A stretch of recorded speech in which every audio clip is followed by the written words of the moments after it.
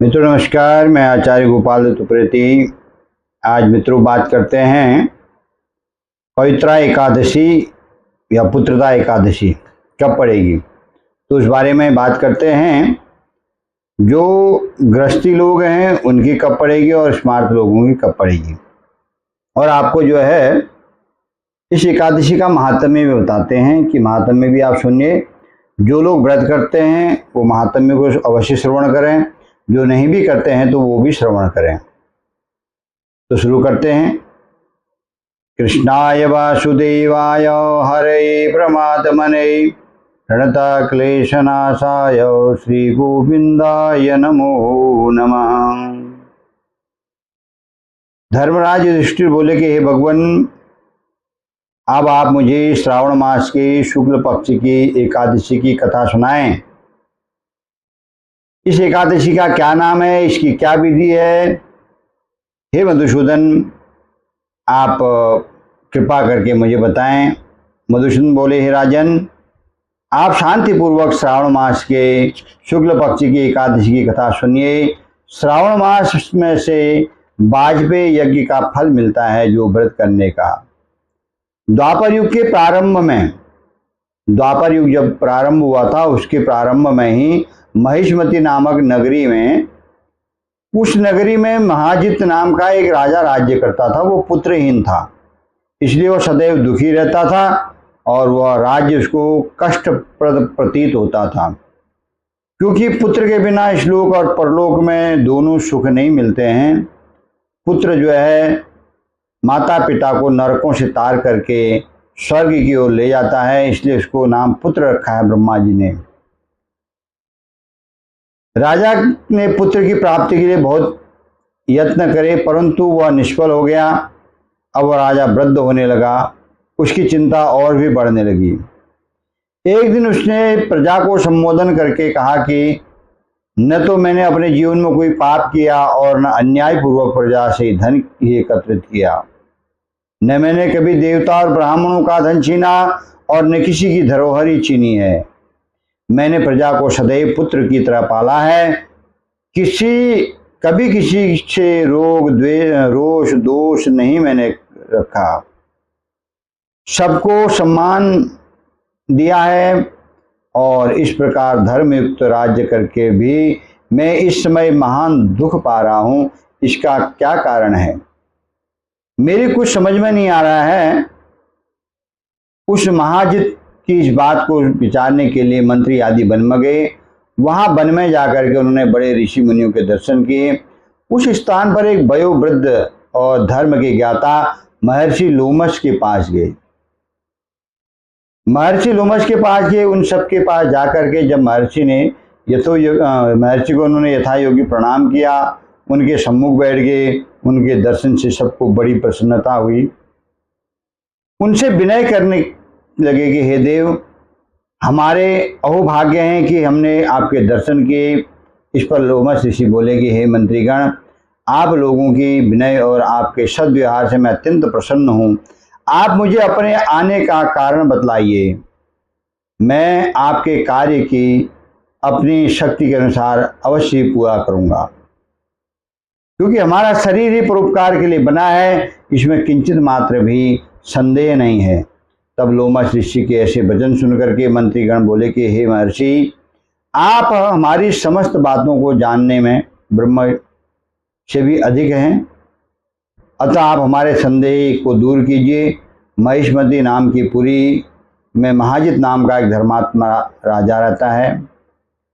वह प्रजा का पुत्र की तरह धर्मानुसार पालन करता है, परंतु फिर भी पुत्रहीन है।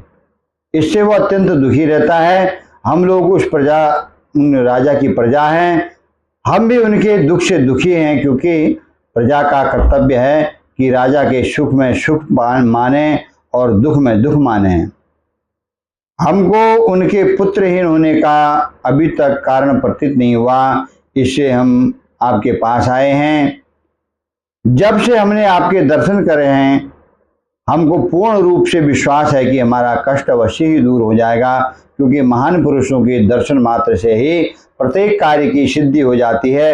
अतः आप हमको राजा के पुत्र होने का उपाय बताइए। इस पर लोमश ऋषि ने कहा कि एक क्षण नेत्र बंद किए और राजा के पूर्व जन्मों का विचार करने लगे। वो विचार करके बोले कि हे श्रेष्ठ मुनियों, यह राजा पिछले जन्म में अत्यंत निर्लज्ज तथा बुरे कर्म किया करता था और वह एक गांव से दूसरे गांव में घूमा करता था। एक बार ज्येष्ठ मास के शुक्ल पक्ष की एकादशी पर 2 दिन से भूखा था। दोपहर के समय एक जलाशय पर जल पीने गया। उस स्थान पर उसी समय ब्याही हुई जो गाय ब्याही हुई थी जल पी रही थी। राजा ने उसको प्यासा ही भगा दिया और स्वयं जल पीने लगा। हे ब्राह्मणों, इसलिए राजा को यह दुख भोगना पड़ा। एकादशी के दिन भूखा रहने से उसको राजा होना पड़ा और प्यासी गौ को हटाने से पुत्र वियोग का दुख भोगना पड़ा है। देखो कितनी बड़ी बात है। एकादशी का व्रत तो धोखे से हो गया, उस व्रत के प्रभाव से राजा बन गया, लेकिन वो व्यभिचारी होने के कारण गाय को भगा देने से, क्योंकि ब्याही हुई गाय थी, उस दोष के कारण उसको संतान ही नहीं हुई। इस पर लोग बोले कि महर्षि, शास्त्रों में क्या लिखा है? पुण्य से तो पाप नष्ट हो जाते हैं, इसलिए कृपा करके आप राजा के पूर्व जन्म के पाप नष्ट होने का उपाय बतलाइए, क्योंकि उस पाप के क्षय होने से पुत्र रत्न की उत्पत्ति होगी। ब्राह्मणों ने के ऐसे वचनों को सुनकर के लोमश ऋषि बोले, ब्राह्मणों, यदि श्रावण मास की शुक्ल पक्ष की पुत्रदा एकादशी का तुम सब लोग व्रत करो और रात्रि को जागरण करो और उस व्रत का फल राजा को प्रदान कर दो, तो तुम्हारे राजा को पुत्र पैदा होगा, राजा के समस्त दुख नष्ट हो जाएंगे। मंत्रियों सहित समस्त प्रजा महर्षि लोमश ऋषि के वाक्यों को सुनकर के प्रसन्नता पूर्वक अपने नगर को वापस आए। सब लोगों ने श्रावण मास के शुक्ल पक्ष की पुत्रदा एकादशी को लोमश ऋषि के आज्ञा अनुसार विधि पूर्वक व्रत किया और द्वादशी को उसका फल राजा को दे दिया। उस पुण्य के प्रभाव से रानी को गर्भ धारण किया और 9 महीने के पश्चात उसके अत्यंत तेजस्वी पुत्र रत्न पैदा हुआ। हे राजन, इसलिए इस एकादशी का नाम पुत्रदा एकादशी पड़ा। जो मनुष्य पुत्र रत्न को प्राप्त करना चाहते हैं उन्हें इस एकादशी का विधि पूर्वक व्रत करना चाहिए। इस व्रत के प्रभाव से इस लोक में सुख और परलोक में सुख प्राप्त होता है। इस लोक में तो सुख प्राप्त होता ही है पुत्र से, और परलोक में स्वर्ग की प्राप्ति होती है। इसलिए जिनके अभी तक संतान नहीं हुए, संतान के बारे में सोच रहे हैं, वो लोग भी पुत्रदा एकादशी का व्रत करें, रात्रि में जागरण करें, फलाहार करें दिन में, और द्वादशी के दिन आप जो है व्रत का पारायण करें। द्वादशी के दिन सूर्योदय के बाद में। अब पुत्रदा एकादशी पड़ेगी कब?